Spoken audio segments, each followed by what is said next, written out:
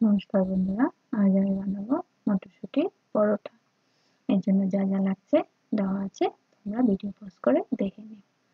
এখন আমি এখানে নিয়ে নিয়েছি আটা ময়দা মিলিয়ে নিয়েছি।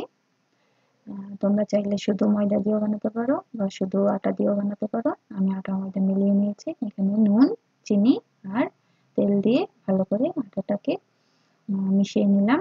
আটার মধ্যে তেল, নুন আর চিনি ভালো মতো মিশিয়ে নিয়ে একটু একটু করে গরম জল দিয়ে আমি একটা ডো বানিয়ে নিয়েছি। এখানে ডোটাকে একটু তেল মেখে 5 মিনিট 10 মিনিটের জন্য রেস্টে রেখে দেবো। ততক্ষণে আমি বানিয়ে নেব ভিতরে মটরশুঁটির পুরটা। এর জন্য আমি মটরশুঁটি ভাপিয়ে নিয়েছি, সঙ্গে নিয়েছি আদা, কাঁচা লঙ্কা, রসুন আর পেঁয়াজ কুচি। পেঁয়াজ কুচিটা আমি পেস্ট করব না, বাকি সবটাই পেস্ট করে দেব। এখানে মটরশুঁটিটা আমি পেস্ট করার জন্য মিক্সিং জারে দিয়ে দিয়েছি, মিক্স করে নিয়েছি। একবার আরেকটু বাকি ছিল, সঙ্গে আমি দিয়ে দিয়েছি আদা, কাঁচা লঙ্কা আর রসুন একসঙ্গে পেস্ট করে নিয়েছি। পেঁয়াজটা আমি পেস্ট করব না।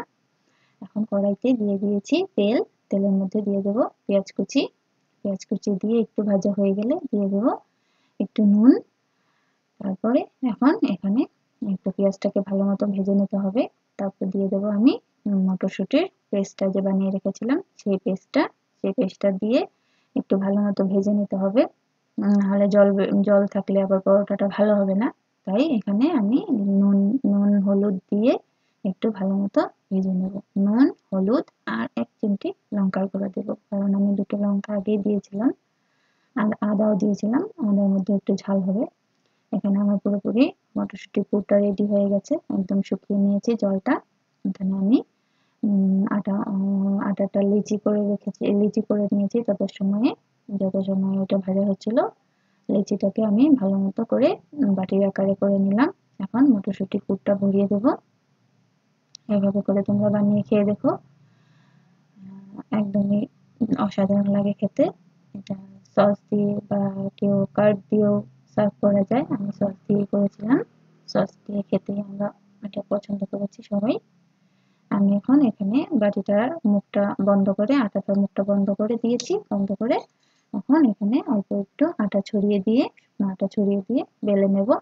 এখানে শুকনো আটা ছড়িয়ে দিয়ে আমি বেলে নিয়েছি। একদমই হালকা হাতে বেলতে হবে, নাহলে বেরিয়ে যাবে মটরশুঁটির পুরটা। তারপর এখানে কড়াই না তাওয়াতে ভেজে নেব। আর আমি বাটিতে আলাদা করে তেল নিয়ে নিয়েছি, চামচে তেল দিয়ে পরোটাটা ভেজে নেব। এখানে দেখো আমার পরোটা পুরোপুরি রেডি, ভেজেও নিয়েছি। তোমাদের দেখিয়ে দিচ্ছি পরোটাগুলো কেমন হয়েছে। দেখো পরোটার ভিতরে পুরোপুরি একদম পুর ভরেছে, একটুও কম হয়নি। সব পুরোটাই পরোটাতে একদম হয়েছে, মুখে দিলেই সবটা বোঝা যাবে, একদম মিশিয়ে যাবে। খুবই সুন্দর হয়েছে পরোটাটা, খেতেও খুব দারুণ লেগেছে। এরকম ভাবে বানিয়ে খেয়ে দেখবে আর আমাকে কমেন্ট করে নিশ্চয়ই জানাবে কেমন লাগলো। আর আমার ভিডিও ভালো লাগলে লাইক করবে, শেয়ার করবে আর আমার চ্যানেলটাকে সাবস্ক্রাইব করে দিও প্লিজ। এরকম করে বানিয়ে খেয়ে দেখবে, অসাধারণ লাগে খেতে মটরশুঁটির পরোটা। নমস্কার বন্ধুরা, টাটা।